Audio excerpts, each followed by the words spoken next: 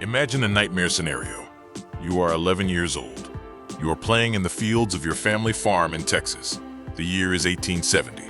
Suddenly, the air fills with a terrifying sound. Hoofbeats, war cries, dust. Before you can run, rough hands grab you. You are thrown onto the back of a horse.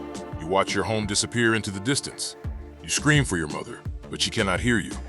You are being taken by the Apache, the most feared warriors of the Southwest. In the newspapers of the time, this was a fate worse than death. They called it captivity. They said the savages would torture you, enslave you, and break your soul. The prayers of the community were for your swift death or your miraculous rescue. But here is the twist that nobody in the civilized world wanted to admit.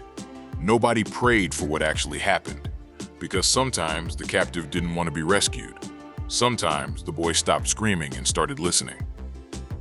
Sometimes the victim looked around at the freedom of the plains, the brotherhood of the warriors, and the connection to the earth, and realized something terrifying. He preferred it. He didn't just survive the Apache, he became one. This is the story of the White Indians, and specifically of a boy named Herman Lehmann, who proved that civilization is just a mask we wear, and it comes off much easier than we think. To understand Herman's transformation, we have to look at the brutality of his initiation. When he was first taken, he was treated like a slave.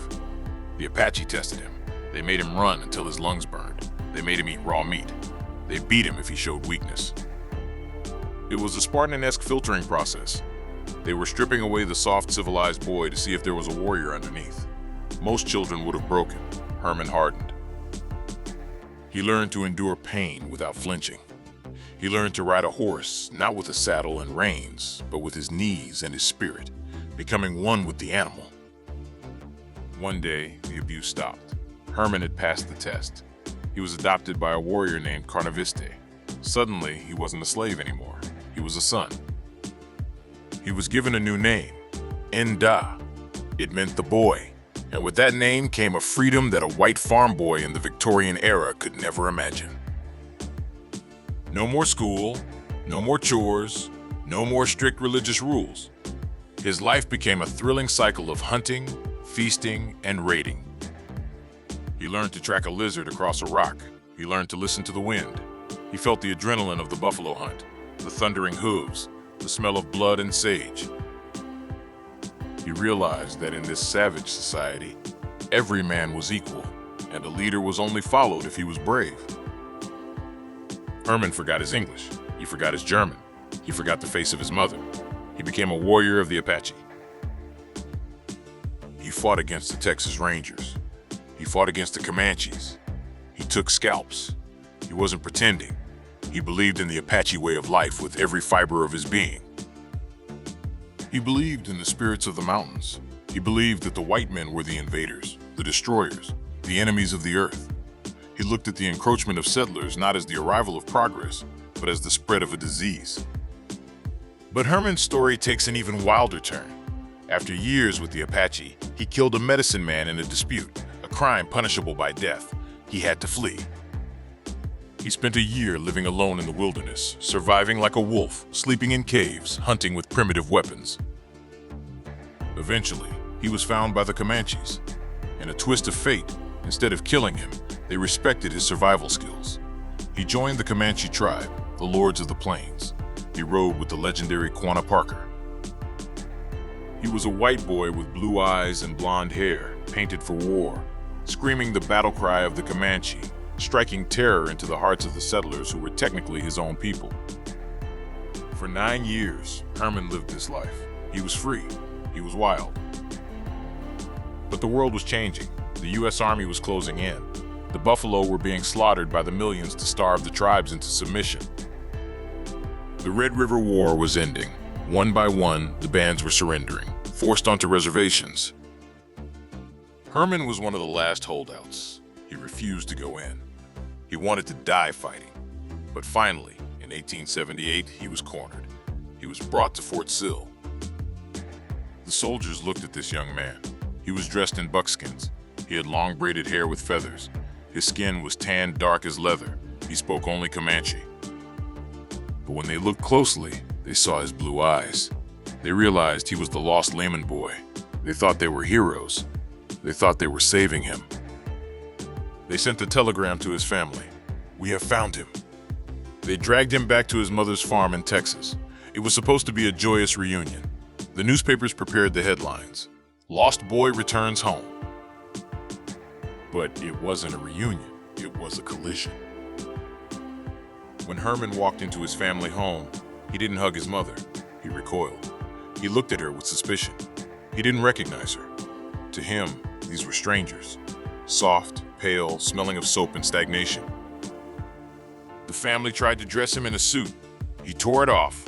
They tried to make him sleep in a bed. He slept on the floor. They tried to make him eat with a fork. He threw it across the room. He would go into the backyard and kill a calf with a knife and eat the liver raw, while the neighbors watched in horror over the fence. This is the part of the story that Hollywood usually skips. The rescue was actually a prison sentence. Herman fell into a deep depression. He missed the open sky. He missed his Comanche brothers. He looked at civilized society and he was disgusted. He saw things that we take for granted and they looked insane to him. He asked, "Why do you lock your doors? Are you afraid of your neighbors?"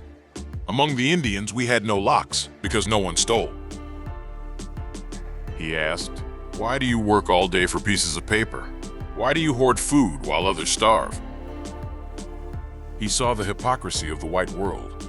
In the tribe, if a man was hungry, everyone fed him. In civilization, a man could starve on the street while a rich man threw away food in the house next door. He saw how men treated their wives as property, whereas in the tribe, women had a distinct and respected voice in the council. He saw the obsession with money, with status, with things. To Herman, the white man was a slave to his possessions. The Indian owned nothing, yet he owned the whole world.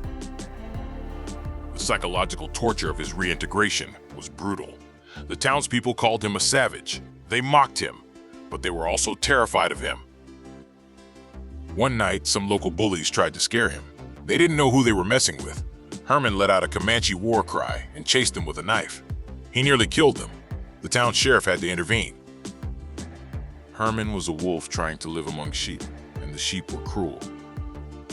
Eventually, Herman learned English again. He wrote a book about his life. But he never truly became white again. Until the day he died, his heart was on the plains.